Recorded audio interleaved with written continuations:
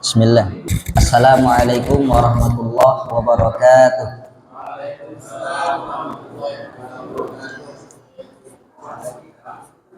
Alhamdulillah wassalatu wassalamu ala Rasulillah wa ala alihi wa sahbihi wa man walah. Asyhadu an la ilaha illallah wahdahu la syarikalah wa asyhadu anna Muhammadan abduhu wa rasuluhu, amma ba'd. Bagaimana kabarnya bapak-bapak? Sehat? Ada yang sakit? Ada yang kurang? Mudah-mudahan yang sakit diberikan kesehatan, mudah-mudahan yang kurang diberikan kelebihan, mudah-mudahan yang rindu diberikan penawar. Amin ya rabbal alamin. Ya, terima kasih Bapak masih mau mendengar. Dikarenakan godaan yang kuat, di hadapan ada makanan, di samping ada kawan. Insya Allah pada kesempatan kali ini kita akan lanjutkan pembahasan kita di bab apa Pak? Wudu. Alhamdulillah. Bab nikah masih jauh Pak, ya, jadi jangan ditanya dulu Pak. Masih kita betulkan wudu kita dulu. Kita koreksi wudhu kita apakah sudah sesuai dengan tuntunan Nabi Shallallahu Alaihi Wasallam atau tidak. Karena Nabi kita sudah berpesan jauh-jauh hari, Sallu kama ra'aitumuni usolli. Salatlah kalian sebagaimana kalian melihatku salat. Artinya wudhu pun harus seperti itu. Wudulah kalian sebagaimana kalian melihatku berwudu. Karena wudu adalah kunci sahnya sholat. Lebih penting daripada sholat itu sendiri. Kalau wudunya salah atau tidak sah, maka berakibat kepada sholatnya. Nabi saja ketika melihat ada orang tidak membasuh kakinya dengan sempurna, Nabi langsung menyuruh apa? Ulang wudunya dari awal Pak. Ini menandakan salah sedikit berantakan semua, tidak sah. Ya, maka mohon untuk kita perhatikan hal ini dengan baik ya. Pada pertemuan yang lalu kita sudah membahas tentang rukun-rukun wudhu. Sekarang kita akan membahas sunnah-sunnah wudhu. Baru setelah itu kita praktek wudhu. Ya. Bismillahirrahmanirrahim. Sunnah-sunnah wudhu. Apa itu sunnah-sunnah wudhu Pak? Ada yang tahu Bapak?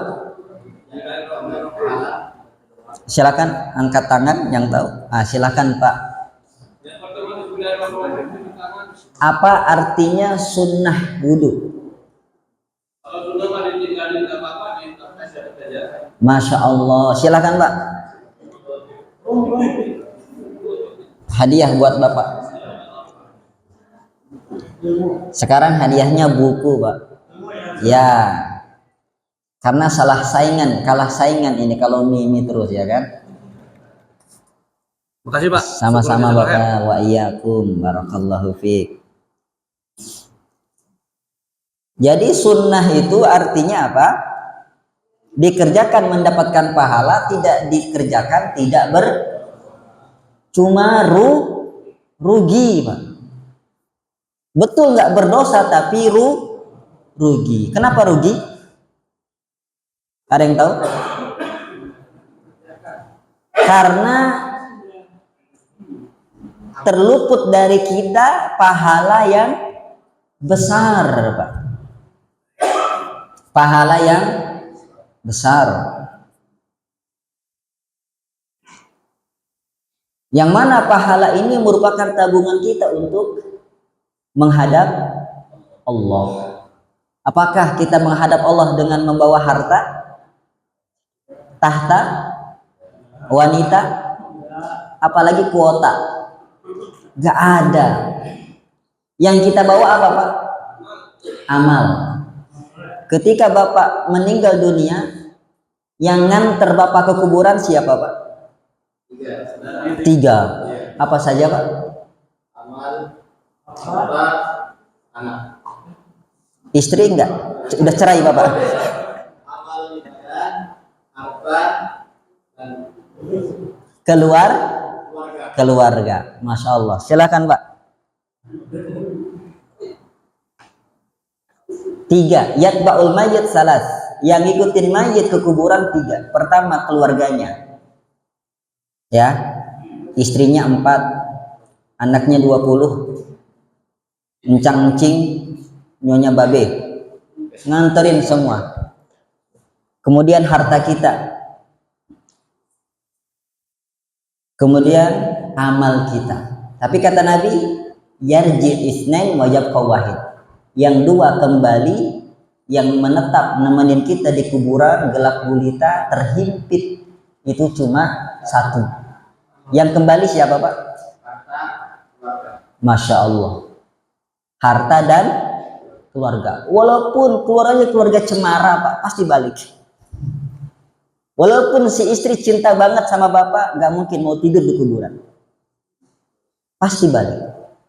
Ya, harta pun sebanyak apapun pasti balik meninggalkan kita. Yang menetap adalah amal. Makanya Pak, sunnah itu bukan untuk ditinggal, tapi untuk diperjuangkan.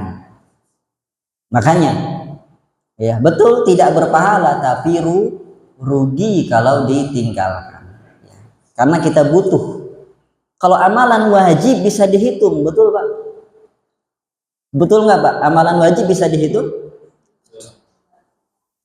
Cuma sholat 5 waktu, puasa Ramadan nunggu setahun sekali, zakat gak nyampe-nyampe nisab kita, kena tagih istri terus, bank transfer, baru gajian, bang mana setoran, aduh gak nyampe-nyampe nisab 80 gram emas ya, padahal Bapak panggilannya emas.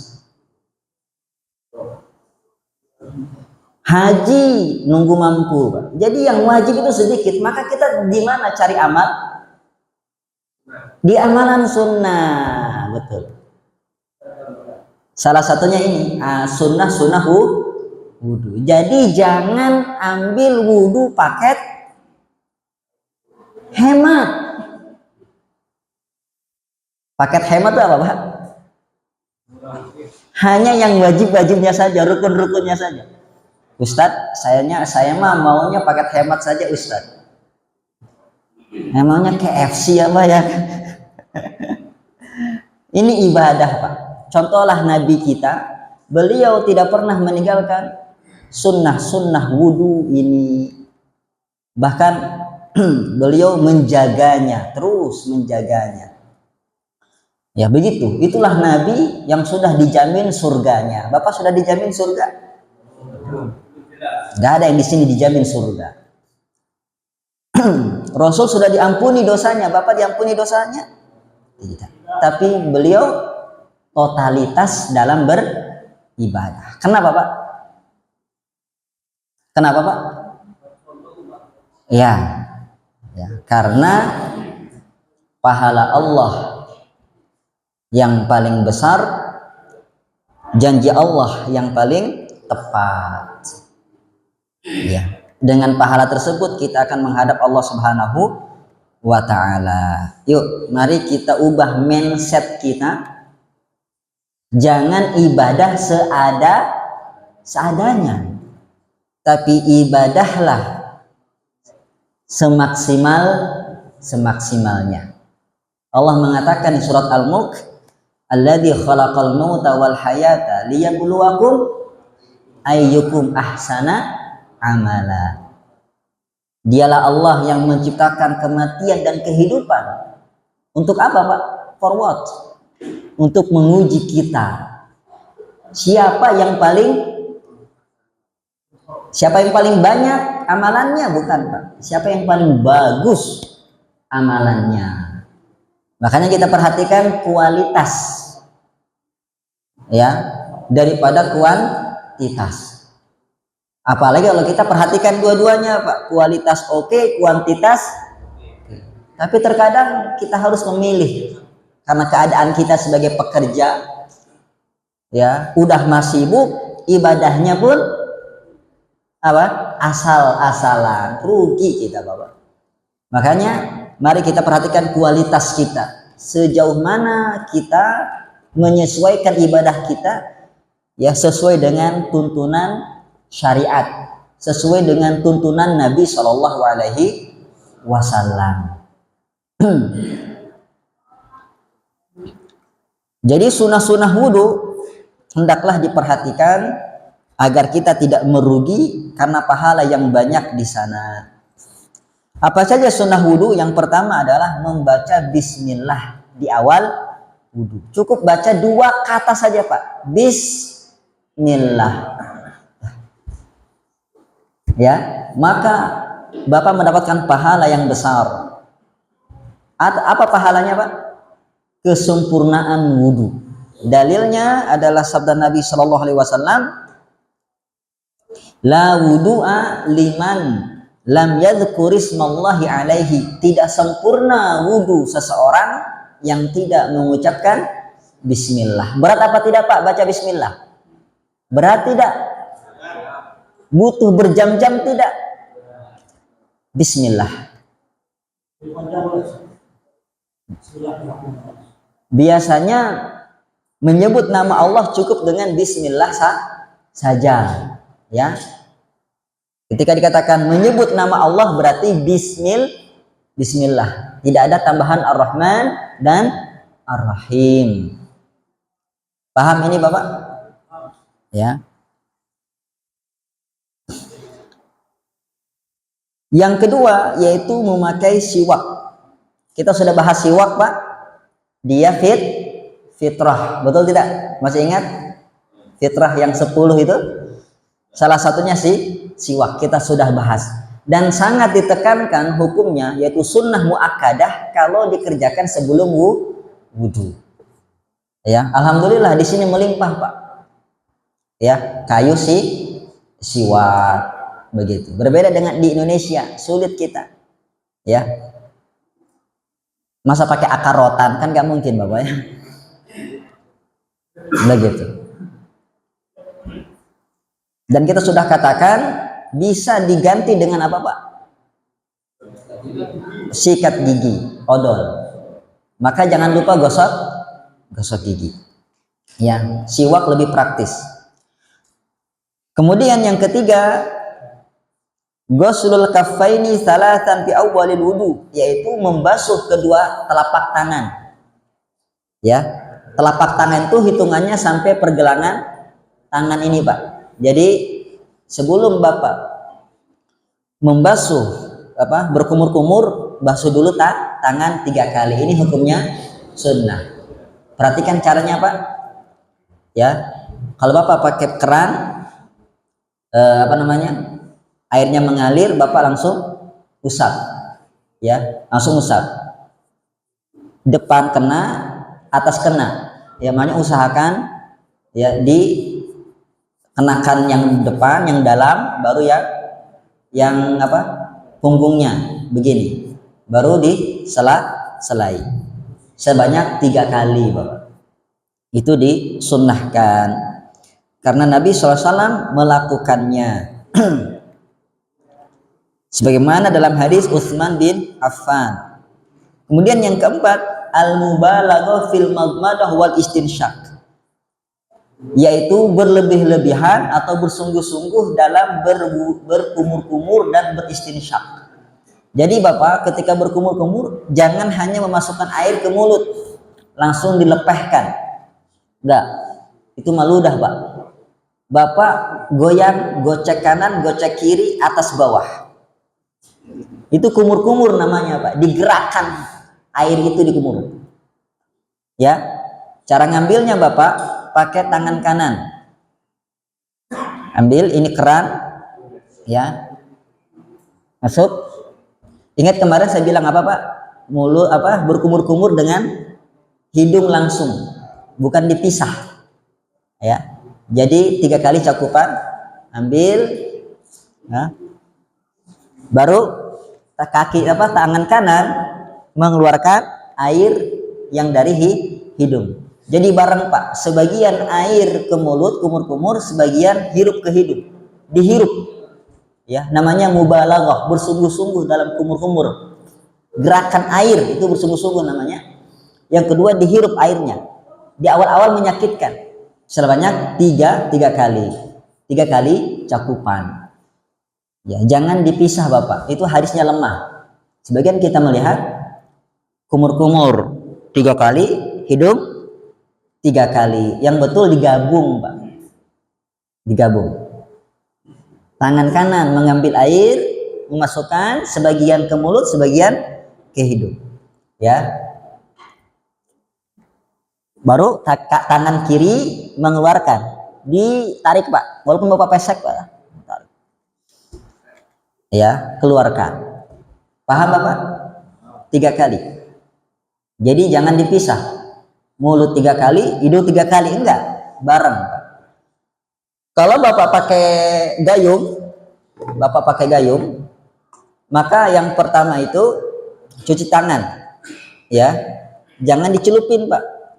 Tuangkan dikit, baru gosok, ambil lagi, gosok, ya,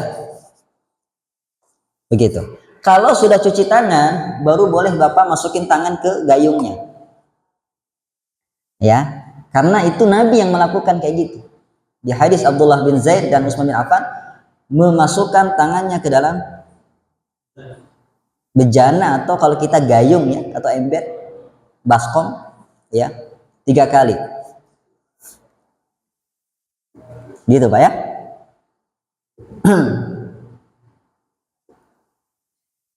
Kemudian sebagaimana hadis Nabi SAW, wa baligun fil istinsyaq il antakuna shaiman, bersungguh-sungguhlah kalian untuk istinsyak kecuali kalau kalian puasa.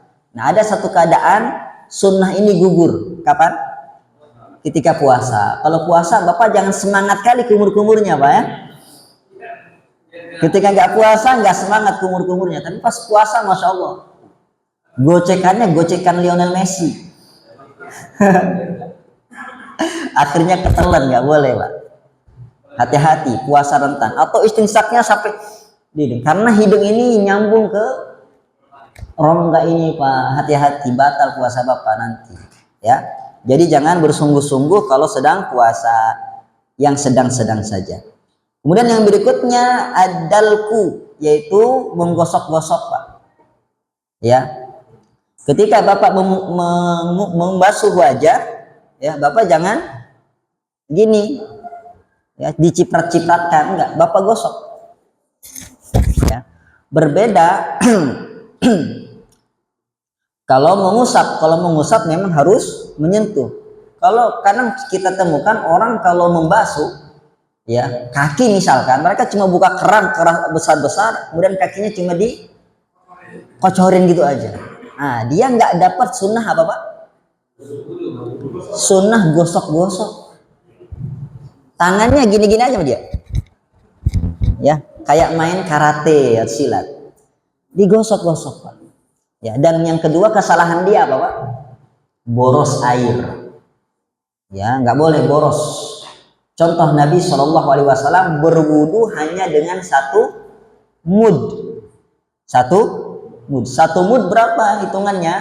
Ya, 1 mud itu 1 cakupan 2 tangan orang dewasa.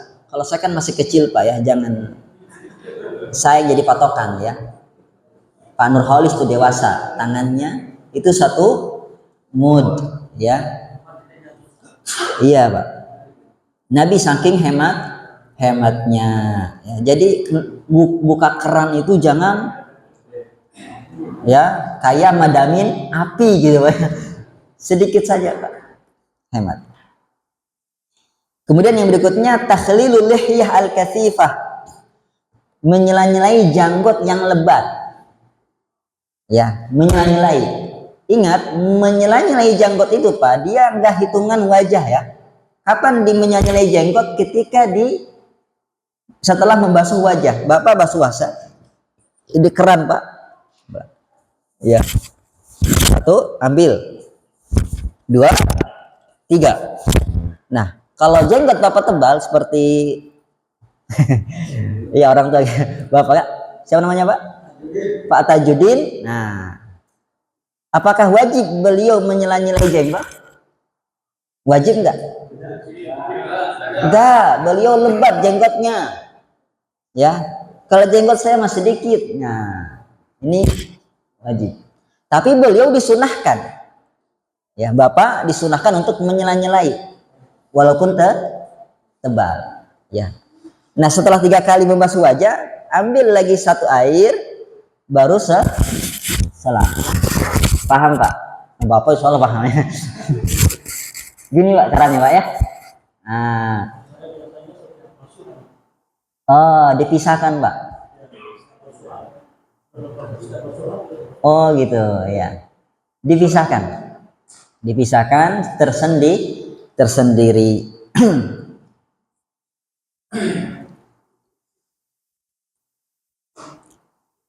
Sebagaimana hadis Nabi Shallallahu Alaihi Wasallam, karena idza tawaddu'a yudallik dzira'aihi. Rasulullah kalau berwudu suka menggosok tangannya, ya. Wa kana yudkhilul ma' tahta khanqihi wa yukhallil bihi lihyatahu, dan beliau memasukkan air ke dalam. Jadi ambil air, jangan dibuang airnya, Pak. Nah, dikenakan. Begitu. Ya, tersendiri dia.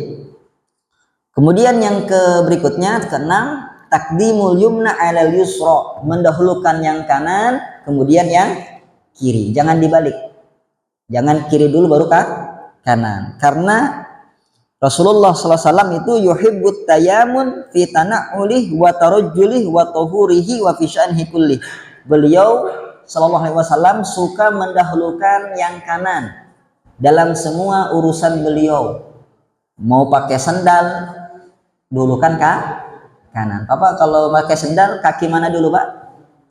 Kaki kanan dulu, Pak, ya. Begitu. Sama dalam bersuci, dahulukan anggota kanan, ya. Jadi tangan kanan dulu 3 kali, baru tangan kiri 3 kali. Kaki kiri 3 kali, kanan dulu, baru kaki kiri 3 kali, ya. Paham, Pak? Enggak, jangan. Ya, tunaikan dulu satu kaki 3 kali, baru 1 kaki 3 kali.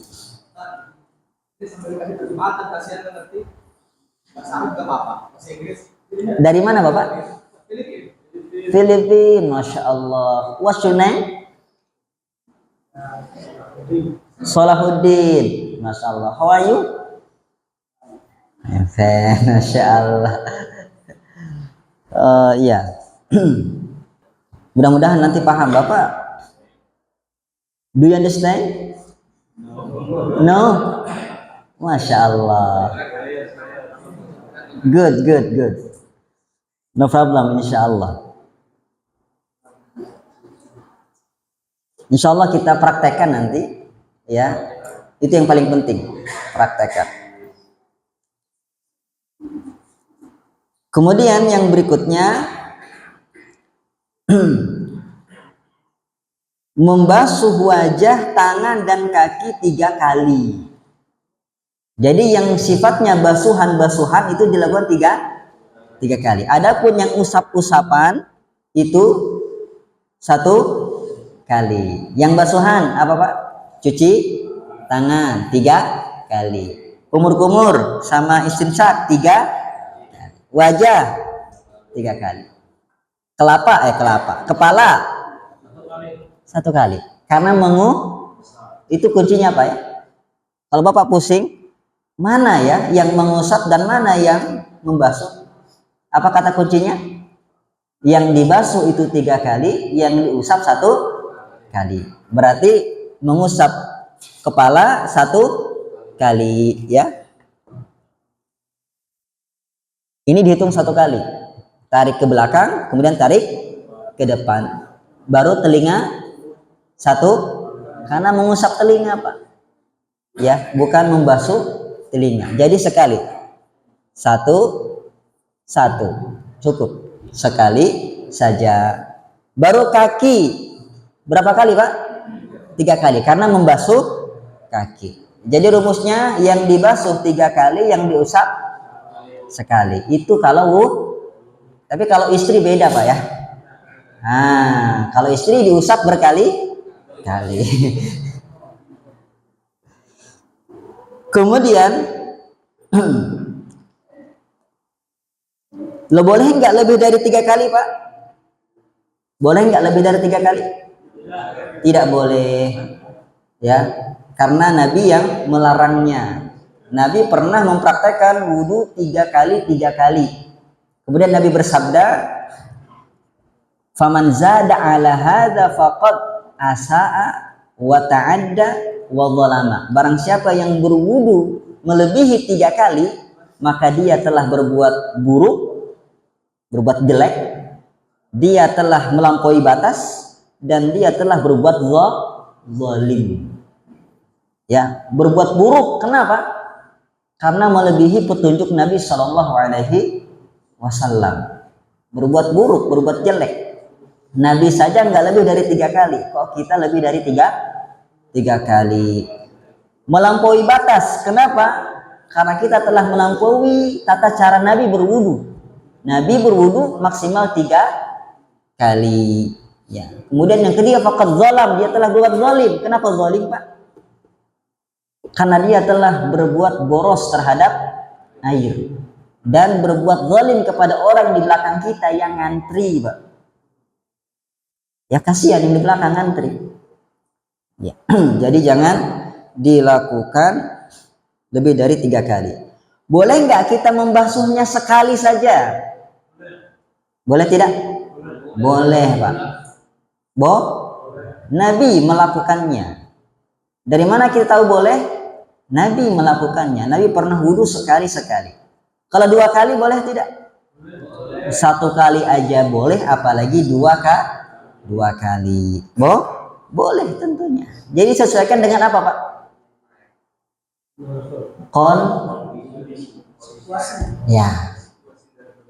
Ya, singkatannya apa?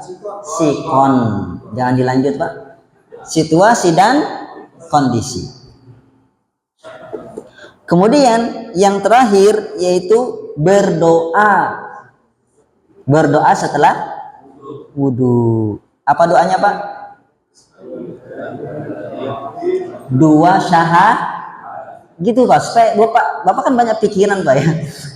Jadi saya kasih kunci-kuncinya saja Pak ya. Apa doa setelah wudhu? Syahadatain. Asyhadu an la ilaha illallah wahdahu la syarikalah wa asyhadu anna Muhammadan abduhu wa rasuluh. Santai Pak. Sampai situ Pak boleh. Ya. Namun kalau Bapak sanggup menghafal, ya, masih muat otak Bapak, ya, tambahi apa? Allahumma ja'alni minat tawwabin waj'alni minal. Tapi ingat Pak ya, jangan sampai gara-gara nggak hafal yang ini Bapak nggak sholat, nggak doa. Salah Pak. Ya, Ustaz kok susah kali Allahumma ja'alni minal akilin ya, wa naimin gitu ya. Salah, cukup syahadatain. Dan ini jangan ditinggal Pak. Kenapa? Fadilahnya besar. Apa fadilahnya Pak?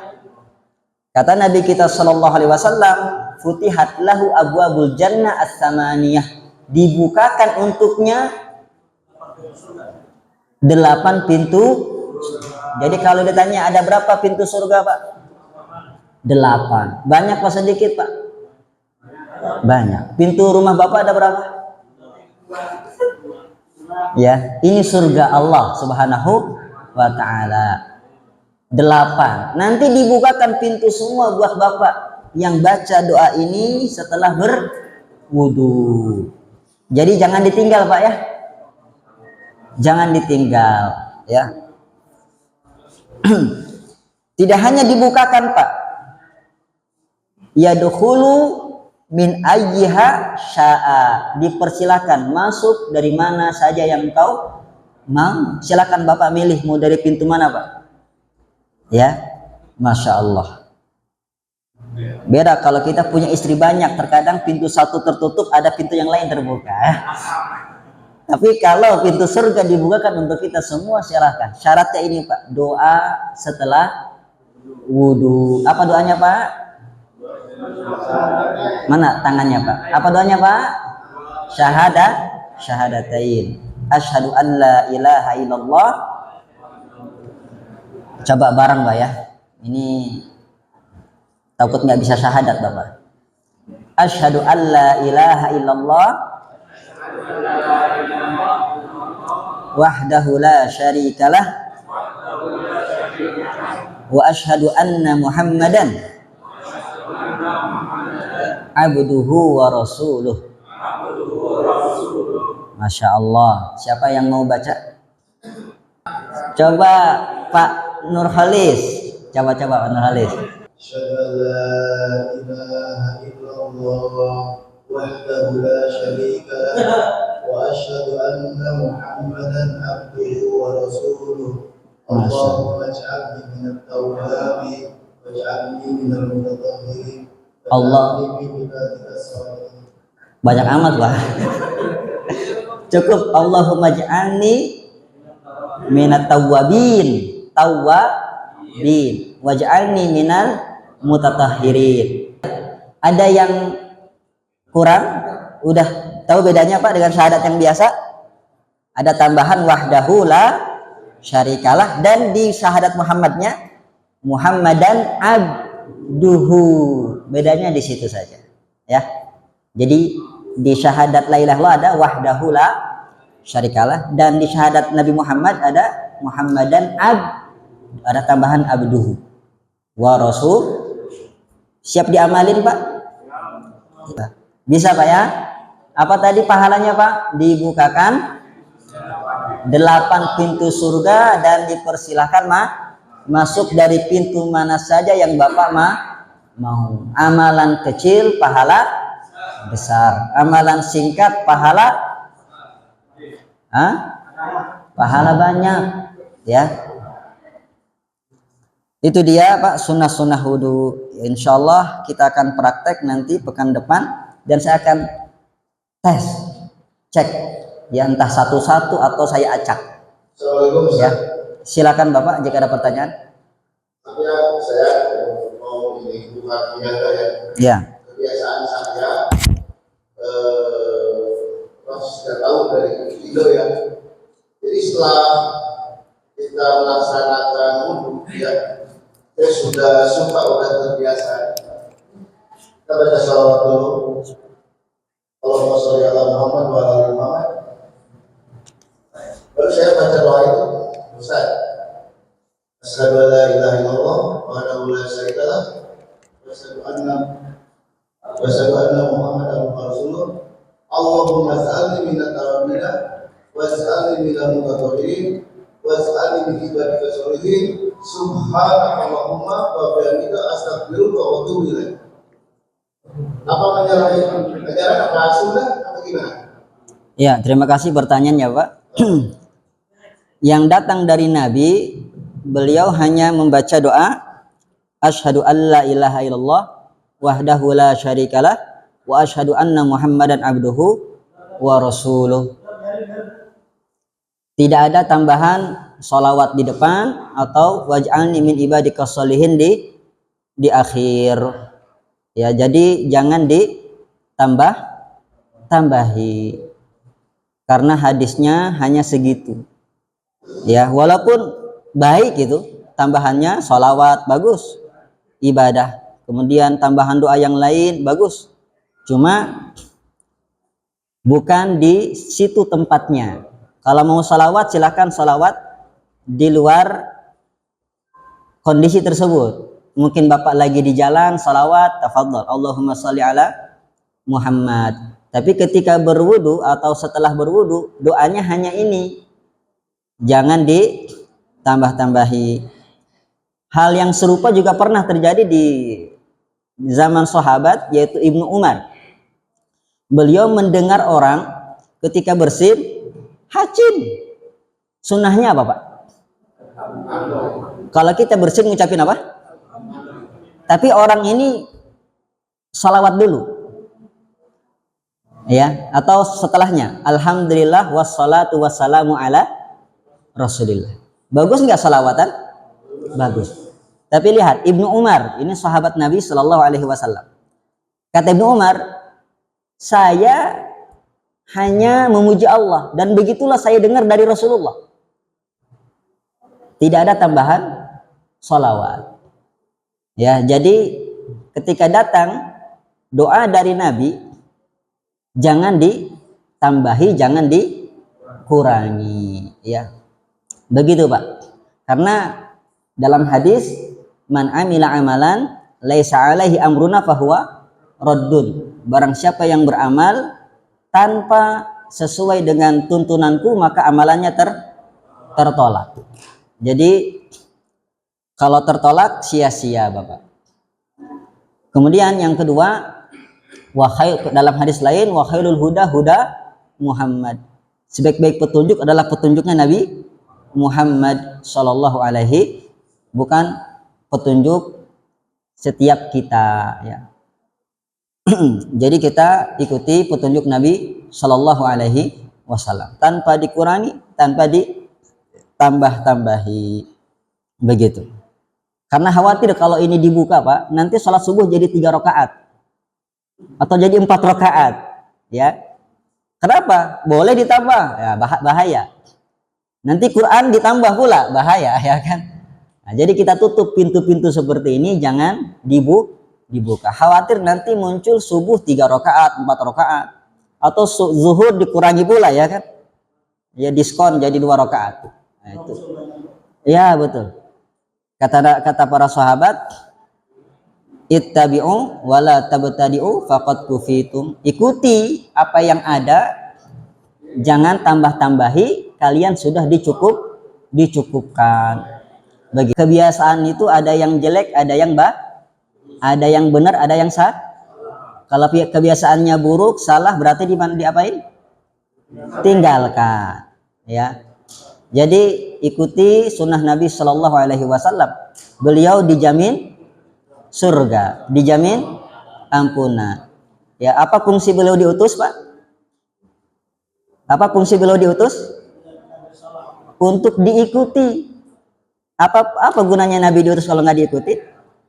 Nabi setelah berwudu cuma itu doanya, nggak ada tambahan salawatan, nggak ada tambahan doa-doa yang lain.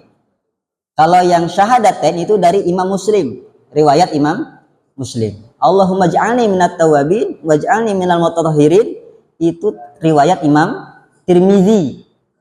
Ya, riwayat Imam. Adapun tambahan yang tadi Bapak bacakan, sholawat, kemudian di akhir subhanakallahumma itu nggak ada dalilnya, ya. Nggak ada bacaan yang dicontohkan oleh Nabi kita Shallallahu Alaihi Wasallam. Ya walaupun kita belajar dulu sejak di Indonesia, sejak kecil seperti itu, ya nggak apa-apa kalau memang salah ditinggalkan. Nah, itu lebih baik karena tidak ada dalilnya, ya. Kemudian pertanyaan Bapak tadi mengangkat tangan. Apakah kita mengangkat tangan? Tidak, Pak. Tidak. Kenapa? Karena Nabi tidak mengangkat tangan. Simple, Pak. Ibadah itu simple. Yang diajarkan Nabi ikutin, yang nggak diajarkan jangan ikutkan. Itu ibadah. Apa ada Nabi sholat subuh 3 rakaat? Nggak ada. Cuma 2, ya udah 2. Jangan, Ustadz saya masih kuat, masih muda, saya baru bangun tidur, seger, saya mau sholat subuh 4 rakaat. Boleh tidak, Pak? Nggak boleh. Padahal kan banyak sholat bagus, betul Pak? Tapi agama itu pakai dalil. Ada dalilnya diamalkan, nggak ada dalilnya jangan diamalkan. Yang rugi siapa, Pak? Kita. Ya, Rasul nggak rugi. Rasul sudah menyampaikan risalah, nggak ada yang beliau sembunyikan. Ya, kita yang rugi. Capek-capek ibadah ternyata ditolak. Wudunya sah Pak, wudunya sah, cuma tadi doanya tersebut yang digaris bawahi karena tidak sesuai dengan tuntunan Nabi Shallallahu Alaihi Wasallam. Mungkin sampai di sini. Ada pertanyaan lagi?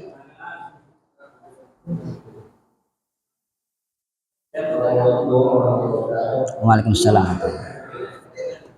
Ini Ustaz, nama saya di Saudi kan, kalau di tempat kerja kan kayak di Indonesia itu apa namanya, kita tuh di masa itu di atas.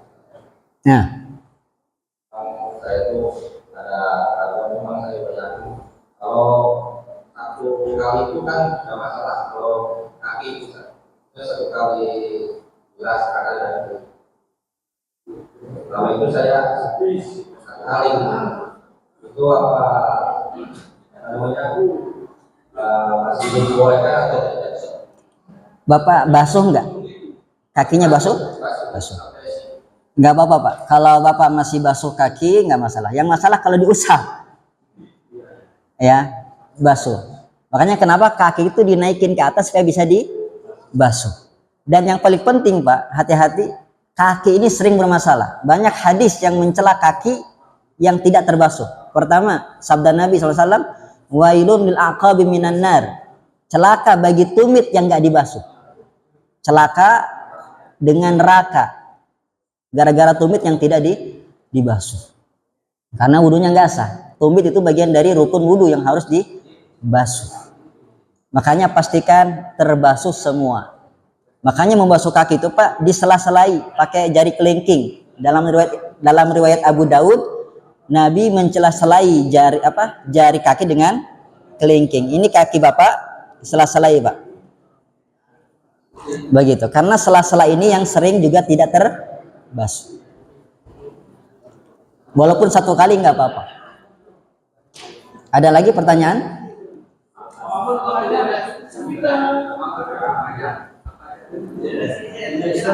Silakan.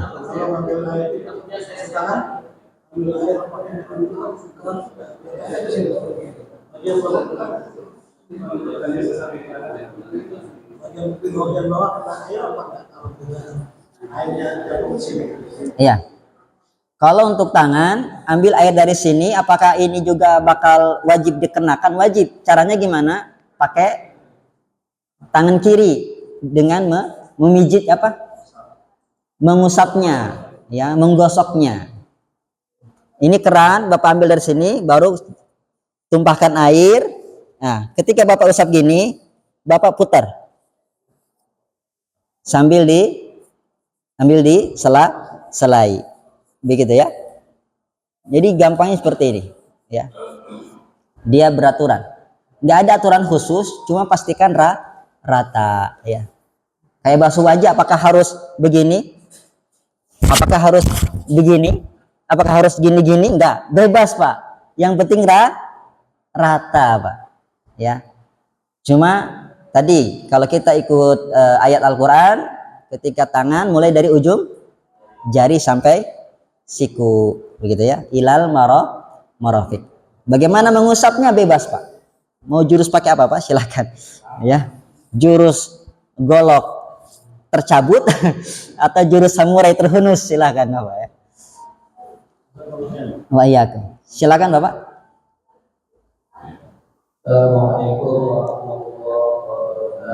Waalaikumsalam warahmatullahi wabarakatuh. Ini saya mau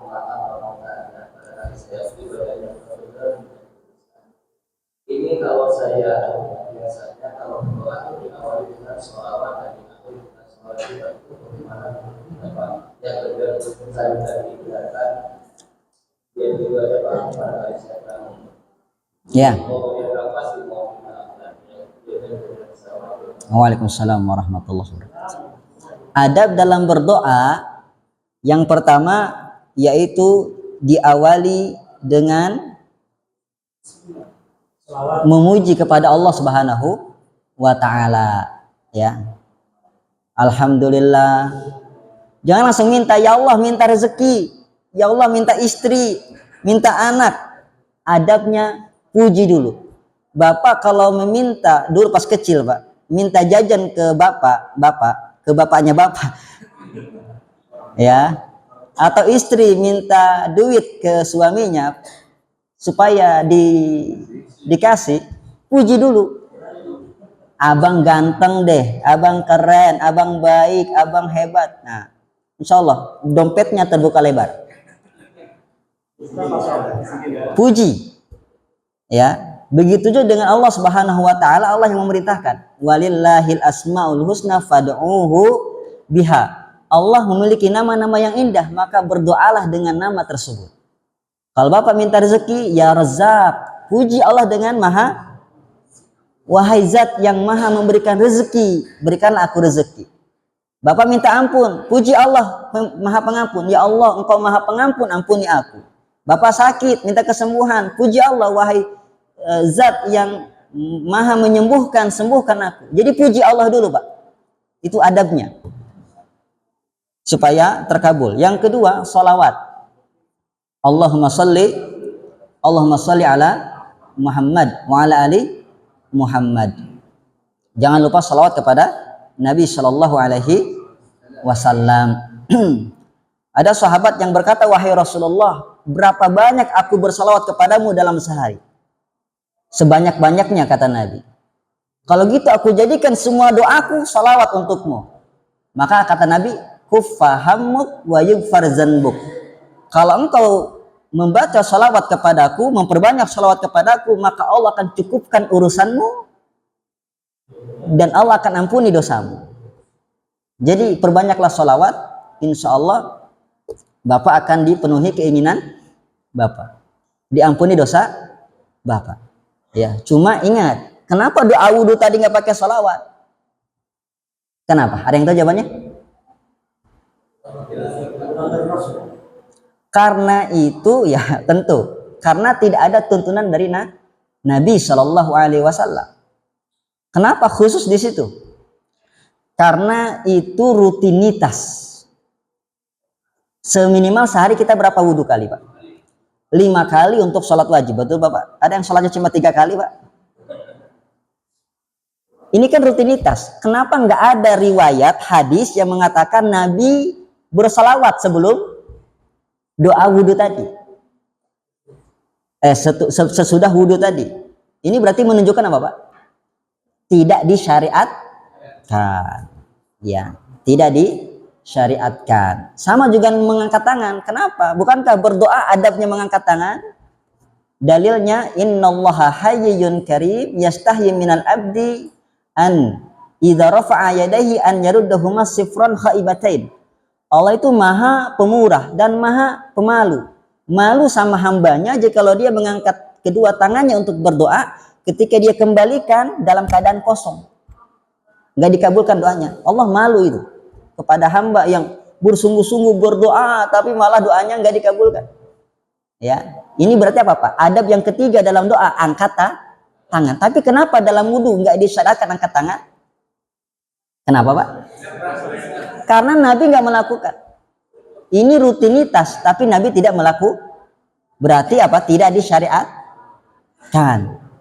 Ya, paham ini Pak? Saya kasih kaidah Pak, biar Bapak nggak pusing. Ini Ustadz gimana ya? Lagi-lagi saya kasih kaidah buat Bapak supaya Bapak bisa menerapkannya dalam kehidupan Bapak yang lain. Kehidupan alam barzah mungkin Pak ya. Kaidahnya Pak, jikalau itu ya aktivitas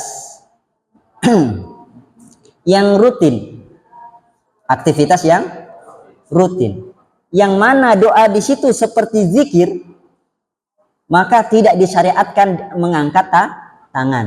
Saya ulangi Pak, nanti saya minta Bapak ngulangi. Apabila amalan tersebut bersifat rutin dan apa? Dan doa di situ seperti zikir, maka tidak disyariatkan angkat tangan. Ada dua berarti Pak. Yang pertama bersifat rutin, yang kedua doanya seperti zikir, maka tidak disyariatkan angkat tangan. Sekarang penerapan kaidah tadi. Doa setelah azan, apakah angkat tangan? Ya. Rutin. Rasulullah dengar azan berapa kali dalam sehari? 5. Tapi ada nggak hadisnya beliau ngangkat tangan ketika berdoa azan setelah azan? Bapak hafal doa setelah azan? Yang ngangguk cuma Pak Aisyah aja ini, yang lain enggak. Bapak hafal doa setelah azan? Allahu Akbar. Allahumma, Masya Allah. Sudah. Iya. Iya. Itu rutin Nabi dengar, tapi nggak ada hadisnya Nabi ngangkat tangan. Berarti ini amalan rutin yang mana kait doa, walaupun itu doa, dia seperti zikir, betul nggak Pak? Ya, seperti zikir dia. Contoh yang kedua, wudu. Berapa kali Rasulullah wudu? Minimal 5. Ini perbuatan rutin. Dan tidak ada hadisnya Nabi mengangkat tangan. Dan doa setelah wudu itu seperti zikir. Zikir angkat tangan nggak saya tanya? Tidak. Apakah ada? La ilaha illallah, la ilaha illallah? Enggak. Tapi la ilaha illallah, la ilaha illallah. Alhamdulillah, subhanallah, walhamdulillah, Allahu Akbar. Contoh yang ketiga, doa sebelum makan. Bapak baca apa doanya? Kenapa? Bapak nggak tahu doa sebelum makan apa? Jadi main habak aja tadi Pak. Doa sebelum makan, Bismillah, pendek, cuma 2 kata saja. Bismillah. Udah, habak. Insya Allah setan gak ikut makan. Tapi kalau Bapak lupa baca Bismillah, setan makan sama Bapak. Ya. Saya tanya, ini rutin gak makan? Minimal berapa kali Bapak makan? 3 kali. Tapi ini tadi dari mana dalilnya? Bismillah. Dari Nabi. Tapi Nabi ada nggak mengangkat tangan? Nggak ada. Doa setelah makan. Alhamdulillah apa? Alhamdulillahilladzi at'amana hadza min ghairi haulin minni wala quwwah. Ada nggak Nabi angkat tangan? Nggak ada. Doa masuk WC. Apa doanya Pak? Minal khubuthi wal. Rutin nggak? Berapa kali Bapak masuk WC? Rutin. Tapi ada nggak Nabi ngangkat tangan? Nggak ada. Berarti jangan angkat. Doa keluar WC. Gufronak. Ya Allah ampunanmu, ya Allah aku mohon. Apakah ada Bapak ngangkat tangan? Enggak.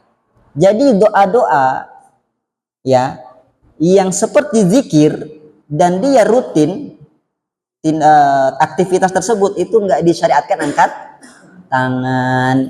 Paham Bapak? Tapi kalau Bapak di pinggir jalan misalkan ya, Bapak kena sakit di perut, aduh kok sakit ya, begitu. Bapak ngambil ale-ale apa Bapak doa Pak? Penunda lapar. Terkadang kita doa ya Pak ya. Nah itu boleh angkat tangan Pak. Nah itu adab doa yang ketiga. Jadi tidak terikat dengan kondisi-kondisi rutinitas tertentu. Paham Bapak? Ya. Itu kaidahnya. Apa tadi Pak kaidahnya? Setiap aktivitas yang rutin yang mana doanya di situ seperti zikir, maka tidak angkat tangan. Cukup ucapkan saja, Pak. Asyhadu an la ilaha illallah wahdahu la syarikalah wa asyhadu anna Muhammadan abduhu wa rasuluh. Allahumma ij'alni minat tawwabin waj'alni minal mutatahhirin. Udah. Allahu akbar, salat. Masuk masjid, salat. Sekarang Bapak sudah belajar bagaimana tata cara wudu Nabi. Beliau itu dalam hadis Abdullah bin Zaid, riwayat Bukhari Muslim, ketika mengusap kepala, ya, ini keran Pak, ambil, buang, Bapak pegang kepala Bapak gini, tarik ke belakang, tarik lagi ke depan, baru telinga. Tanpa ngambil air baru Pak, langsung telinga. Sekali saja. Mungkin dulu Bapak keran 3 kali, ambil air lagi, gitu Pak ya? Ya. Itu enggak sesuai dengan contoh dari Nabi Shallallahu Alaihi wassalam. Kita nggak bicara fikih di sini, Pak. Kita bicara teladan. Kita bicara petunjuk Nabi. Lebih besar daripada fikih. Ya. Rasulullah amalannya pasti diterima nggak? Pasti diterima. Pasti diterima. Dan Nabi mencontohkannya seperti itu. Bahkan ketika Nabi pakai imamah, pakai imam, tahu imamah Pak? Yang dibelit-belit itu Pak?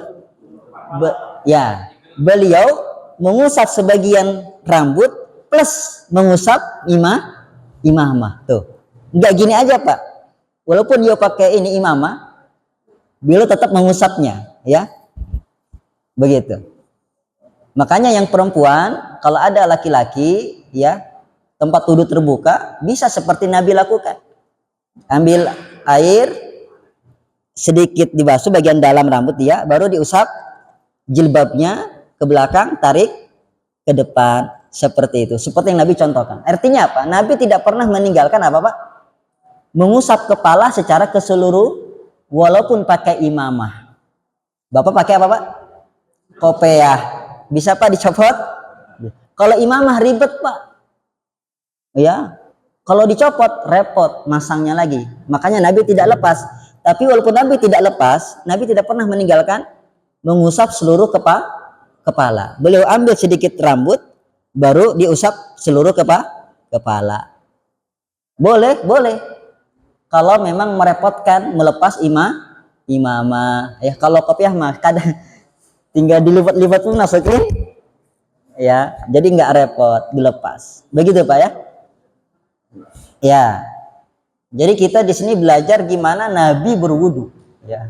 Nabi berwudu. Adapun apa kaki gini sah? Ya, kalau kita bicara madhab fikih luas nanti.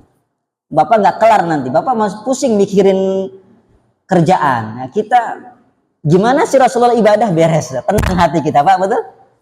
Ya, Rasulullah dijamin surga, dijamin ampunan. Nah, kita contoh gimana Rasulullah berwudu, selesai. Ya, begitu. Ada lagi pertanyaan? Silakan Pak. Assalamualaikum Ustaz. Assalamualaikum warahmatullahi wabarakatuh. Kalau tidur itu memang disebabkan pada itu Ustaz. Tidurnya bagaimana atau gimana? 5 menit juga atau tidur kita? Terima kasih Ustaz. Ya, itu pembahasan pembatal wudhu. Nanti ada pembahasannya. Ya. Iya. Bapak pernah tidur atau gimana? Ya. Anak kasih jawaban singkat saja Pak ya. Kalau Bapak tidurnya itu masih merasakan keadaan sekitar, masih mendengar orang ngobrol. Bapak pernah lihat ayam tidur? Kayak gitulah tidur ayam, ya kan?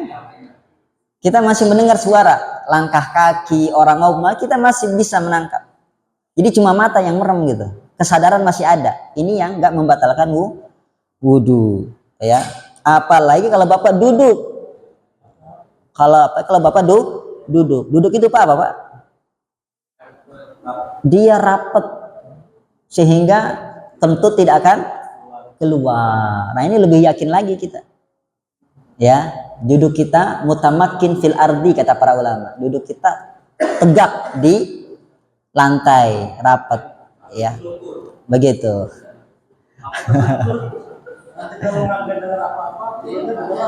Ya, kalau sudah tidak mendengar apa-apa, tidak tahu situasi sekitar, itu namanya sudah dikatakan tidur, dan itu membatalkan wudhu karena hilang akal sudah Pak. Hilang akal itu sepakat para ulama batal.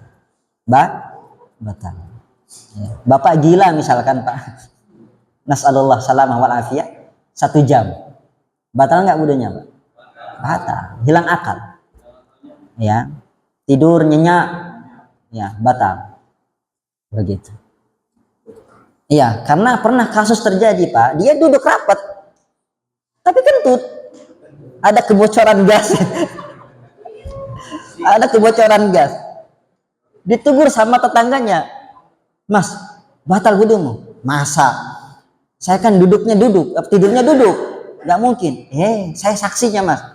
Ngawur katanya. Inilah dia.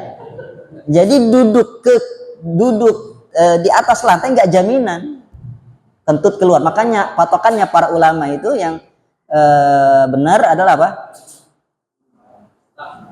Kesadaran. Sadar nggak dia? Masih sadar nggak? Mendengar nggak langkah kaki orang ngobrol? Masih mendengar nggak? Begitu. Kalau masih mendengar berarti bapak bapak tidur ayam. Begitu. Bukan bapak ayam. Ada lagi? Nanti dalil-dalilnya nanti pada pembahasannya insya Allah. Ya. Tidak ada? Oh ya. Jazakumullahu khairan. Mohon maaf jika ada salah kata, salah ucap. Kita tutup dengan doa. Allahumma alimna ma yanfa'una wanfa'na bima 'allamtana. Rabbana zidna ilman warzuqna fahman. Ya muallima Daud alimna, ya mufahhima Sulaiman fahimna. Subhanakallahumma wa bihamdik asyhadu an la ilaha illa anta astaghfiruka wa atubu ilaik. Assalamualaikum warahmatullahi wabarakatuh.